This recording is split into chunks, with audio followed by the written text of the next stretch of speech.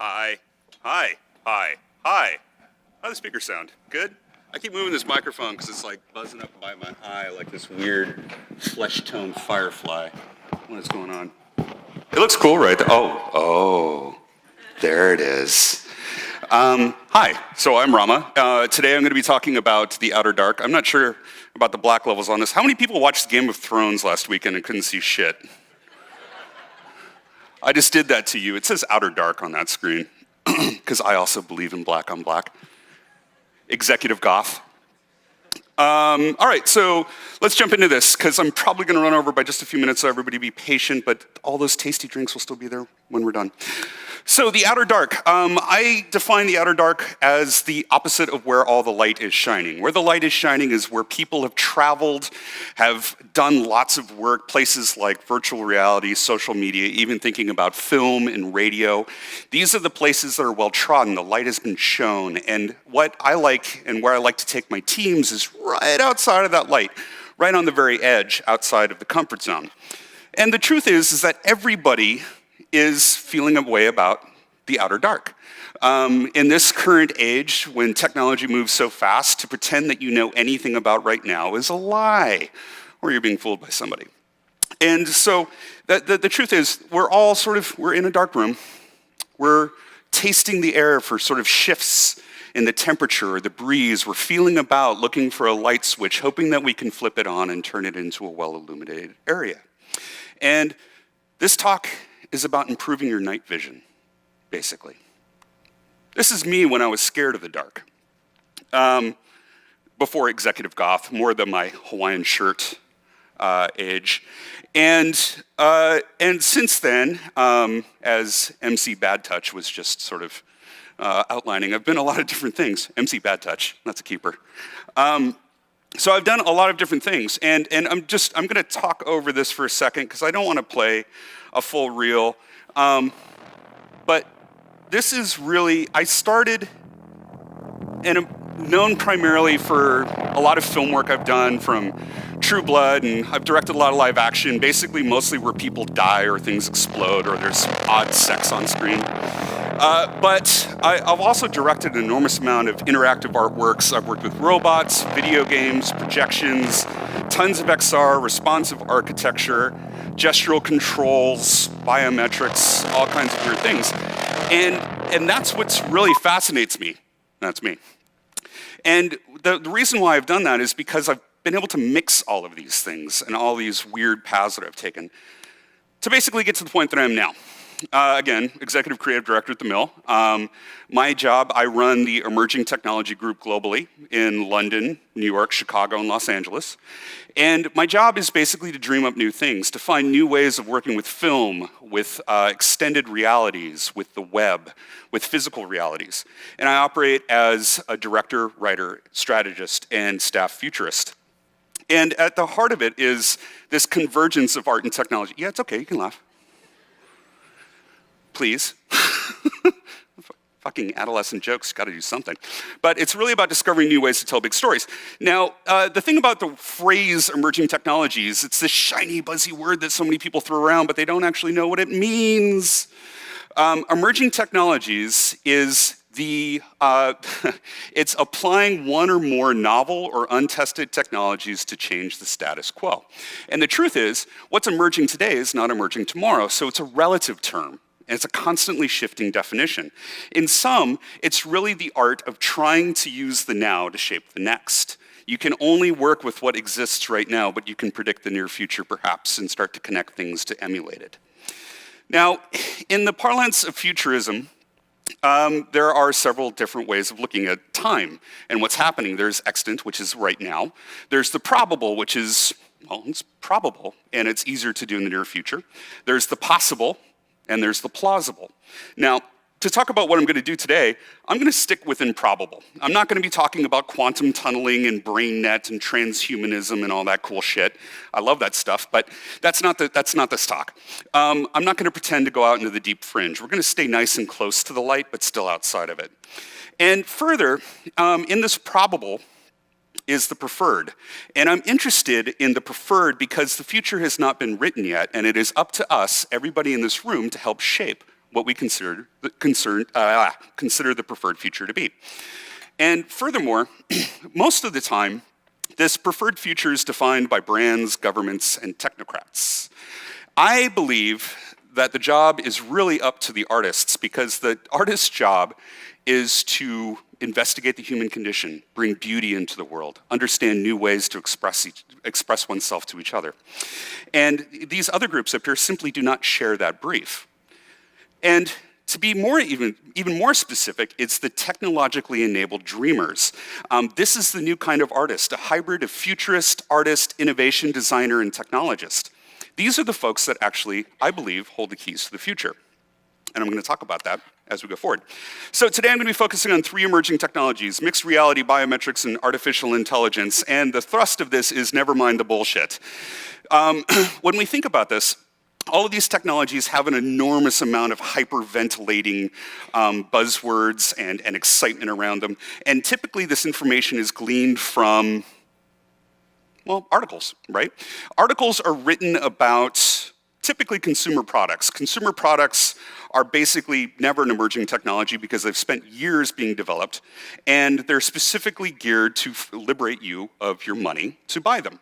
And so if we look at these technologies through the lens of mass media, we are not actually understanding how they might apply to us as artists. We're looking at the lowest hanging fruit. If you see it in print, it's probably too late. It's basically what I'm saying.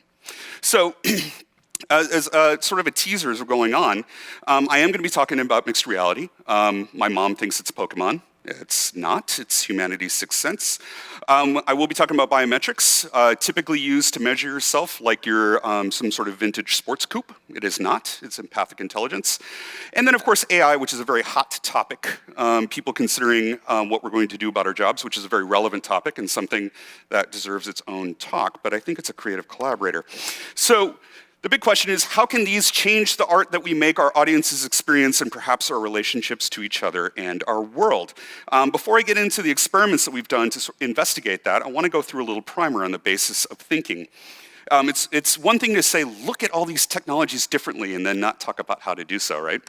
So if you think about it, the futurist and the artist actually share a lot in common in their process. They both have to collect information. They both need to connect it in a meaningful way. They all need to evaluate what it means to them and to others, and they all have to express it, to test it, or to be experienced. Now, if we're thinking about the first step, which is collection, the augmented artist must interrogate intersecting vectors of change.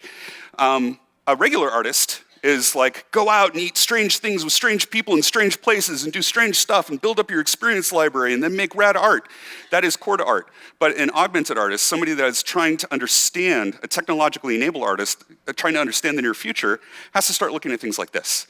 These are the vectors of change: innovation, consumer products, human behavior, social cues, culture, entertainment, dreams, fascinations, tools, market, mediums, platforms, techniques, technology. And then start to connect dots. Because there is a new trend, this interesting thing happening in Japan where there are new services for robot pet funerals. And because, true story, this is a thing, and because in Sweden they have the largest historical car conference and convention in the world, those seem like totally disparate things, but how do they connect? Do they mean anything to you? It's not that it really has anything to do with technology, but culture is a weird thing, and if you're not paying attention, you're going to miss out on all the surprises. You should know that stuff. So let's talk about connecting. This guy said this. I'm going to read his full quote, and regardless of what you say about Steve, he was one of the great intuitive connectors. Creativity is just connecting things. When you ask creative people how they did something, they feel a little guilty because they didn't really do it, they just saw something. It seemed obvious to them after a while. That's because they were able to connect experiences they've had and synthesize new things. And the reason they were able to do that was that they've had more experiences, or they have thought more about their experiences than other people. That's deep, Steve. But true, I actually totally agree with that. So essentially what he's saying is good data in, good data out. And those with more diverse experiences or an aggressive, hungry curiosity are going to have more data points to connect to come up with these innovative ideas. So connecting really requires that we read, do, experience, live a lot of different things, and then reflect upon them. And then what do you do with this data? Everybody can collect and connect, but for an artist, again, this idea of an augmented artist, you need to have a methodology. This universal methodology that allows you to repeat, take in all this data and connect it together in an interesting way and say, is this shit or is this amazing? And that's really, I'm not going to be able to get into it in this talk, unfortunately, because I don't have quite enough time and have a lot to get through. But we do need to consider, well, how do I evaluate this information? Pet, robot, funeral services, and car shows. Because you have to remember that when we're talking about the augmented artist, we're trying to get beyond beauty and self-expression, but we're trying to create proofs for the future. That idea earlier where I said the future is not written yet, but everything you do right now is going to help shape that future is incredibly important. You all have a responsibility. So what proofs are you creating for a beautiful future? The methodology I apply is, I call the geometry of innovation design thinking, TM. It's a tetrad. It's actually a layered set of 3 tetrads. One tetrad is 4 provocations that result in a lot of accurate answers. Not necessarily the correct answer, but an accurate answer. And this is at the heart of my practice and how I try to clear the fog of the future. I was introduced to the tetrad by this guy. Anyone?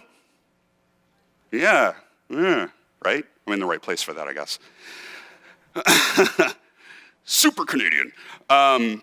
So philosopher and media theorist Marshall McLuhan actually had something called the medium tetrad. And I've remixed it for myself a little bit. I've changed one of the tetrads. But the idea is you should be able to take any element, be it a technology, be it a medium, be it a message, and be able to test it against these 4 different categories. And I'm not going to get into them because I'm already getting the 30-minute line. Oh my God. But there's the medium, there's the message, and there's the heart. And I evaluate all of our teams work through these things before we make anything, particularly if we're trying to design a product for ourselves. And they sort of come together like this and make a beautiful star. If you do want to learn more about this, you can sign up for my quarterly newsletter where I talk about current experiments, predictions with technology, and what it might be like to be a upright mammal in the future. You can go here. I'll show it again at the end if you want to. But you get to hear my rambles for free. You don't even have to buy tickets. Sorry, Sean. So to sum this up, collecting, connecting, evaluating, and expressing. If you don't necessarily apply rigor to your process, you're probably guilty of making shiny objects that don't necessarily move the needle but might excite people for about 5 minutes. So onward. Let's talk about mixed reality. Cool GIF, cool GIF, cool GIF. All right, so most people know mixed reality through this, Facebook. And that's natural. Any new technology that comes out is typically distributed on the most democratic possible platform. Everybody has one of these in their pocket right now. Everybody, well, almost everybody has Facebook already installed. That means you already have the capability of doing these. Now, our studio has created 120 of these, probably 130 by now. So we're really deep in this. We make a lot of this, but we actually make a lot more in the augmented reality world, which I'll talk about in a moment. But of course, there are new form factors starting to appear. This, of course, the Magic Leap came out last October. Its focus is the entertainment vertical. There's a HoloLens 2, which is currently on manufacturing fabrication lines. NASA's using them. This followed the Magic Leap by about 6 months. There's also much more limited devices like North, which Amazon invested in, which is a more consumer-facing, looks like glasses experience. Very, very limited visual fidelity and function, but you can start to see what's happening. And of course, everybody's waiting for the gorilla in the room. These are not real. There's like an Apple satellite. It's going to shoot me down with a laser. These are not real. But if anybody's paying attention to the news and sort of understanding what's been patented lately, what companies have been purchased lately, you will know that somebody very big, a lot of somebodies very big, are doing a massive amount of work in this category and just waiting to make the next iPhone revolution. So why is mixed reality such a big deal? Why are people investing so much money, like far more, like exponentially more than was ever spent in virtual reality? Well, because it's the future of computing. borderless computing. The way that we interact with all the information that we currently interact through a tiny keyhole will begin to change.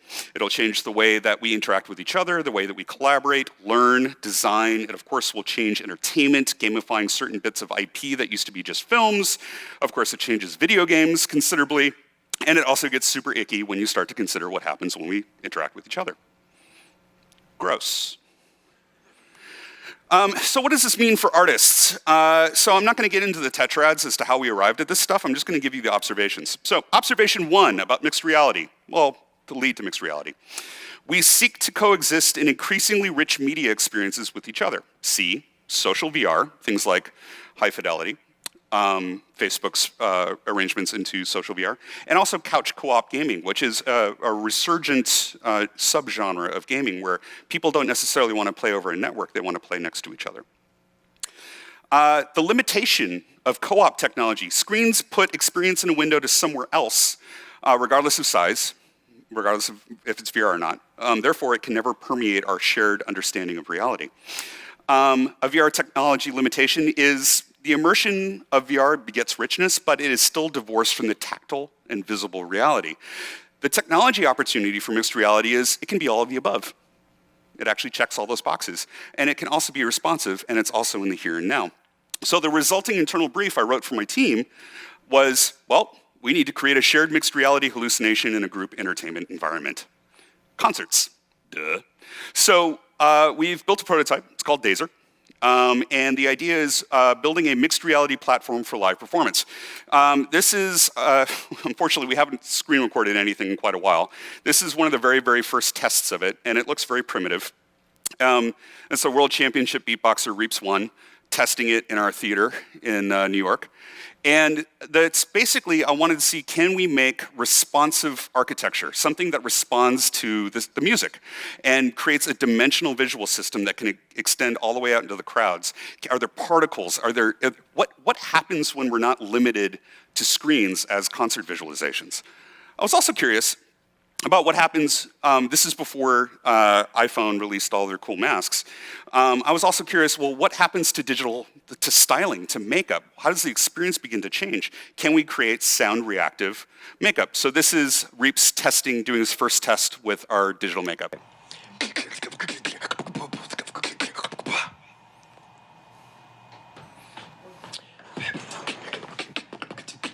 Wow, that's really expressive when I'm talking. Right, so you can notice that his halo is actually responding to his voice, which is kind of cool.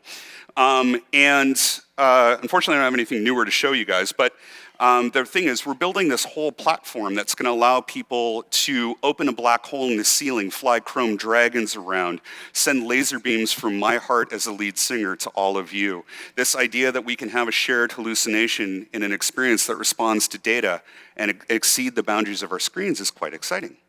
And who doesn't want to hallucinate at a concert, right? Am I right? Yeah. Am I right? Yeah. Don't be shy.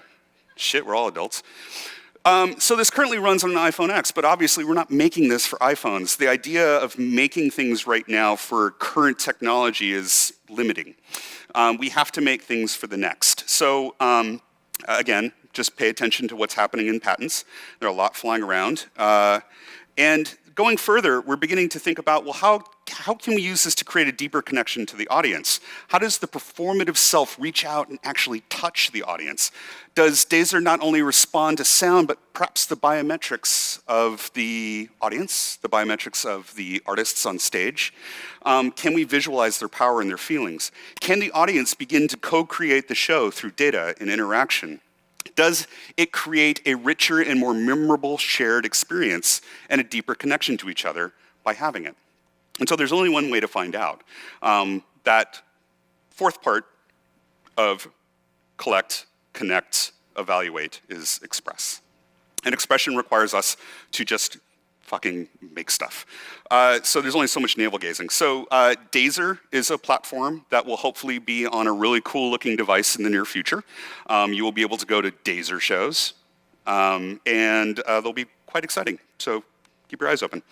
I'm going to move on to another mixed reality experiment. Same observations, different results. It's called Tonandi. Has anybody here tried Tonandi? Yep, that's about right. One person. Yep.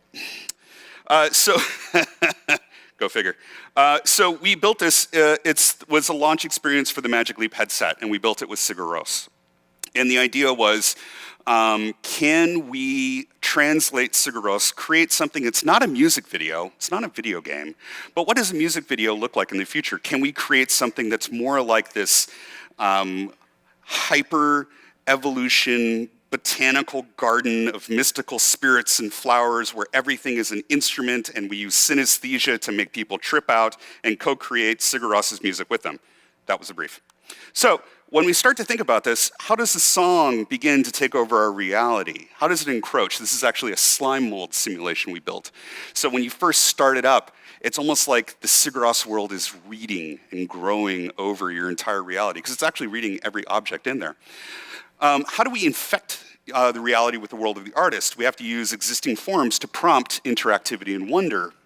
What are the inhabitants of this virtual world? Are they instruments? How do you play with them? What do they do?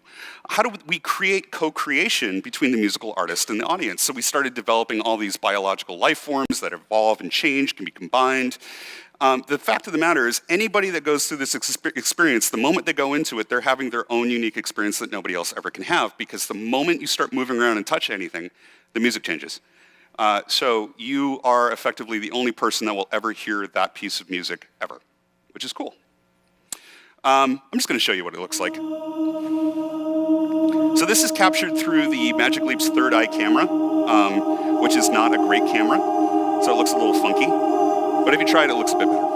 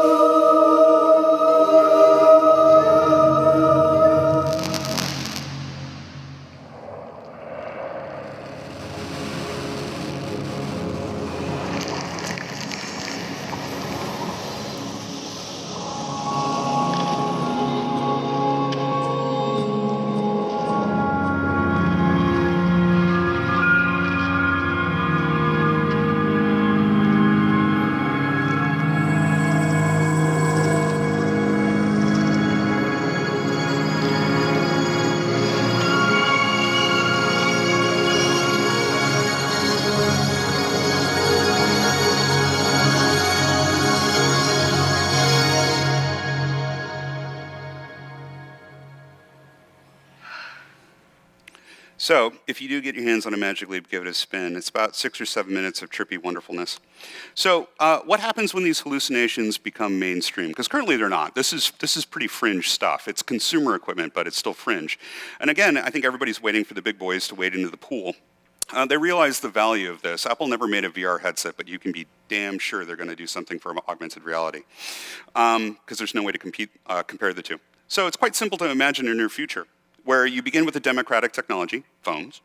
You look at the experience through a keyhole. The form factor begins to change, as most do. Ends up on your face, but it's clunky, it's funky. A Magic Leap or a HoloLens right now, the field of view is very small. It's like looking at this world still through a postage stamp. Better than a phone, but not perfect. And then, of course, it begins to miniaturize, like all technologies do. That image on the left is a contact lens that can beam an 8-bit image to your retina right now. So you can see where everything is going. What I'm interested in is trying to figure out what this means. So I believe we'll have access to all the information in the world placed contextually in our reality, and it will respond to our desires, which I think results in a sixth sense.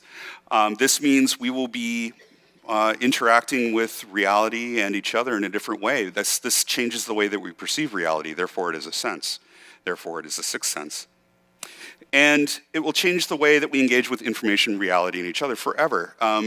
Just a couple months ago, Tim Cook, CEO of Apple, cool, yep. He actually said he wasn't a fan of hyperbole like Steve was, but he recently said, in the near future, we're going to look back and not remember what our lives were like before augmented reality, much like we can't remember it before the smartphone and before the internet. That's a profound thing coming from Mr. Cook. And now for something completely different.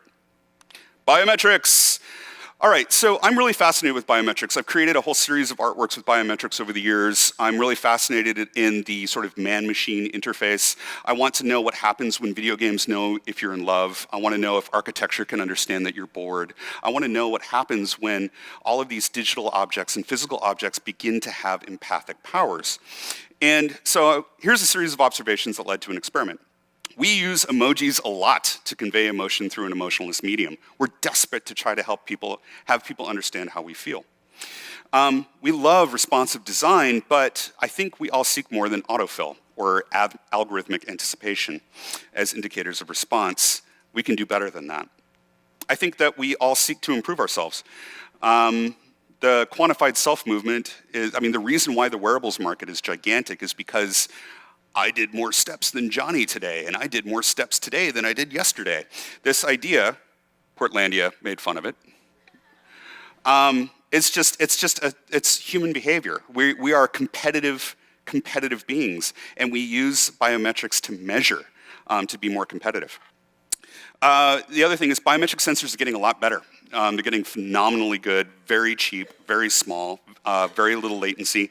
The algorithms to translate them are actually they're giving us more meaningful information. There used to be so much latency and so much noise in the signal, it was very difficult to do anything with them. And you have to realize our environments can now accept that data, the IoT. There's all these connected objects talking to each other. Why wouldn't they respond to biodata?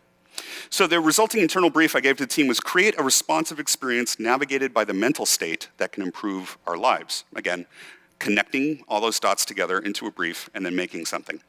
You guys have probably seen this. We actually made this 4 years ago. It's called Strata, and it's a VR experience that listens to your state of mind, and it changes the world as you see it and allows you to navigate it. I'm just going to talk over this a little bit. You're seeing some of the very, very early sensors. We had to build the sensors again because 4 years ago they were crap.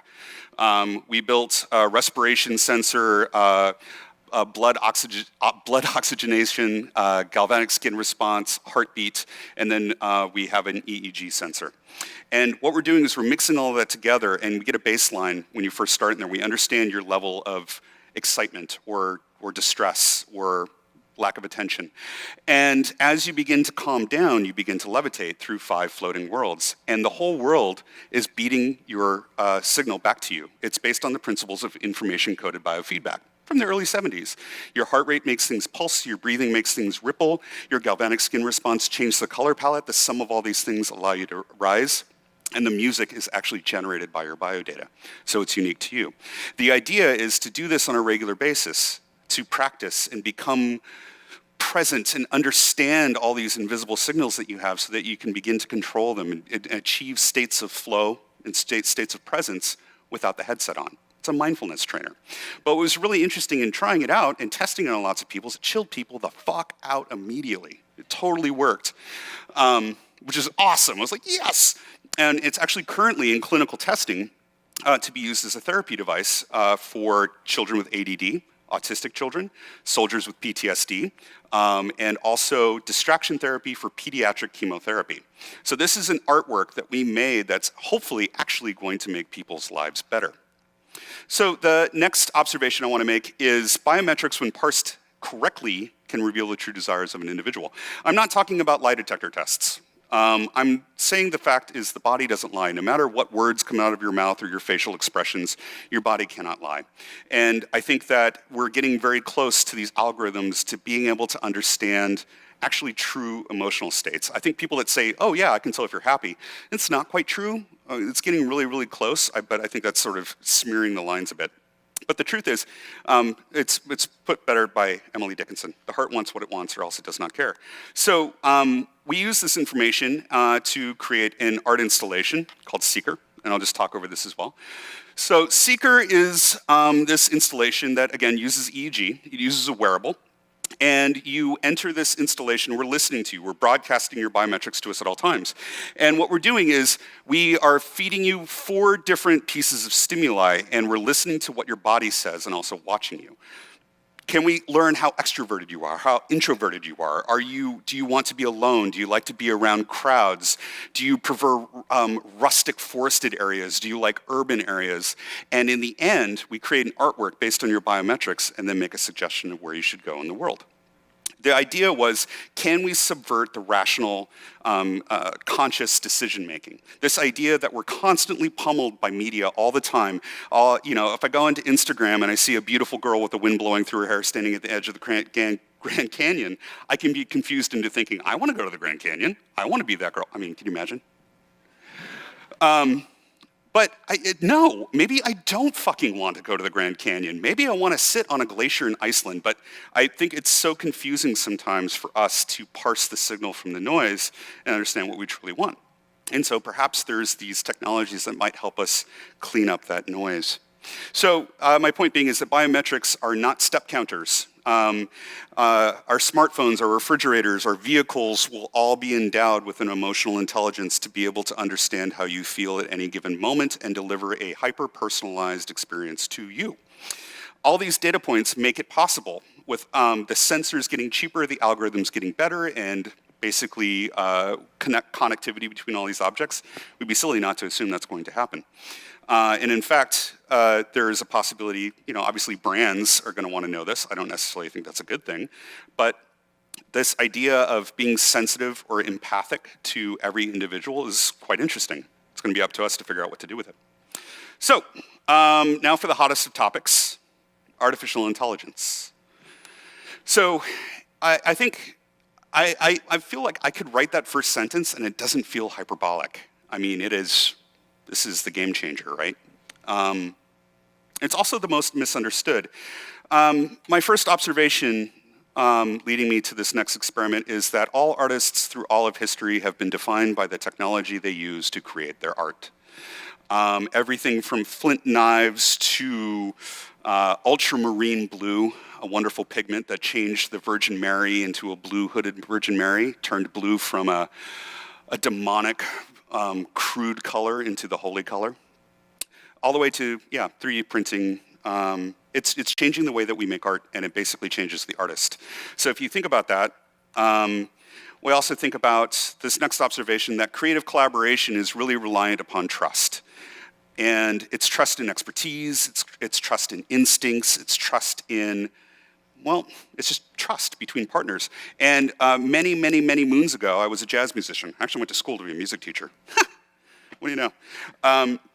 And there's this power, if anybody's actually improvised live with another group of people, you realize that you're doing a high wire act, and it is all trust. And you are literally creating streaming art without knowing what the other person is going to do. This is amazing. So the question is, can we create a new kind of art by creating a new kind of technology that creates a new method of expression? Fuck yeah, we can. So this is the never stop. Resulting internal brief for the team. Create an AI that wields the most human creative tool and demonstrates creative value through live collaborative improvisation. The result is something we call Replicator. Replicator is an AI that we made, trained it on the human voice, trained it on about 750,000 songs to teach it music, which is really challenging, and then gave it a voice and taught it how to perform, but not only perform on its own, but do it constantly adjusting with a human partner. And so, naturally, we made it beatbox.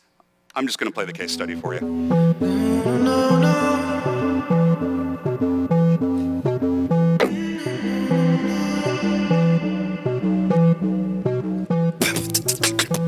Artistic collaboration is left to a partner, something that has its own creative value, using its own intelligence, its own insight, and its own inspirations. So the question is, can we collaborate with an AI? So we naturally thought a beatbox battle could help us test this. We created an AI to collaborate with a vocalist, Reefs One, resulting in a beatbox intelligence that improvises in a real-time duet and in a call and response battle of man versus machine. We decided to use a convolutional neural network to listen to him. It understands his voice and what sounds and beats he's making. So we used machine learning to train it in music, feeding it hip-hop, R&B, and funk to know what beats are and how to improvise and compose music that would work with the beats that the artist is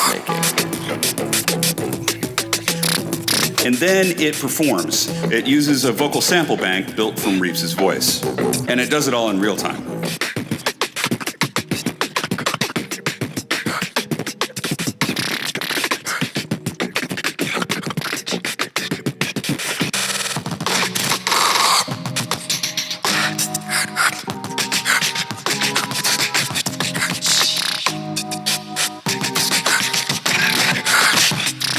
And the AI creates improvisational fuel for an artist, and the duet together creates something totally new. I have an other as an extension of me. The interactions are some of the best moments I've had as an artist. The future is really only limited by our imagination. Now, it's weird, right? Like, why would the mill make an AI that beatboxes? You know, it's like, yeah, those are the guys that make super cool car commercials, all the Super Bowl commercials. The point is that we can never be satisfied with the now. We are constantly chasing the next. I did not make an AI to see if it could win in a beatbox battle. I created it for a lot of different reasons, which I won't tell you because it's secret. But the point is that all of these experiments, there's a reason why people are making a lot of really odd and weird things. And if you squint at them, you can see indicators of the future. I'm just going to show you a really quick sample of Reeps testing it for the first time in the studio. You can hear it a little bit more clearly as it's trying to improvise. By the way, that music that was playing, that was recorded during the concert. So that was just his live take with it. Oh, other funny anecdote. We did do a beatbox battle at the end. And Reeps won, I believe, I don't know if he's the current record holder, but he's the fastest beatboxer on earth. And I was like, cool. I'm going to put you up against an AI. They did a beatbox battle. They got faster and faster and faster and faster and faster. But here's the thing. An AI doesn't have to apply by the laws of physics. It doesn't have to breathe. A human does. So they got up into this upper fucking crazy place, and the crowd's just like, oh my God, what is this? And it's like, so there you go. Don't challenge an AI to beatboxing. It will fuck you up. Here's a quick sample of him testing it. It's a little quiet. But this is back when it could only do call and response. It wasn't improvising with him yet.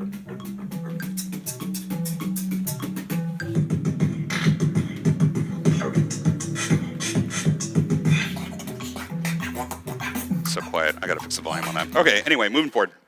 So the truth is, we don't really have true artificial intelligence yet, what's called general artificial intelligence. Our technology still requires a great deal of input and steering by humans. It is in service to our own intelligence currently. It makes us more efficient. It helps us discover complex patterns. And in this way, it's more apropos to call it an augmented intelligence. And actually not calling it, but you are an augmented intelligence. If you have a phone in your pocket right now, you are an augmented intelligence. You have access to all the information in the world. You can ask it questions. You can tell me what the weather is like in Egypt right now, and you can summon a car to the corner. If you said you could do that 10 years ago, people would think you were a fucking wizard. Do you understand that? I think sometimes we don't realize how quickly technology moves and affects our culture. And we lose our sense of perspective to understand what the fuck is going on right now. This is crazy and cool. So everyone here is an augmented intelligence. Furthermore, see, it's a math problem I'm doing here. I believe this shift, this new kind of collaboration, this feedback cycle that we have with an intelligence to make art with is a new artistic language. We as artists can now truly collaborate with the tool we're using to make art. You do not collaborate with point shoes or a saxophone or a paintbrush. You wield them. Now this paradigm shift means that I believe the output of this expression is categorically different from all art ever made by humans through history. Whew, big statement, right? But I propose that we begin to call this new art language augmented art. This is where I pulled the term augmented artist. Technologically enabled dreamers working with technology partners, not tools. The catch of this is there is no algorithm for creativity. So an AI requires an algorithm to perceive its reality around it. It has to set rules. And because we cannot currently define creativity in ourselves, we cannot create the math problem that will translate that to an AI. Thus, you can't have a truly creative AI until you understand yourselves. This is the interesting thing as makers of intelligence is until we truly understand ourselves, we're unable to, put those same key characteristics into our creations. So until then, an AI will not be able to generate, reflect, or imagine its own art without some sort of human input. Even the greatest, deepest, most sophisticated deep learning techniques are more like emulation. Now, one could say that they're analogous to how a human artist works, good data in, good data out. But I think it's all still a very far cry from even a 3-year-old musing with finger paints. The rest of it is kind of a dog trick right now. Ooh, fighting words. So in sum, I think I've been able to show that AI is more than a servant, conundrum, or a loaded weapon. It is also a creative partner. I also think it's all of those things, to be quite frank. I would love to spend an hour talking about nation-state issues and ethical use of AI and who the fuck is doing what, but that's a different talk. So, wrapping it up. Creativity is connecting things.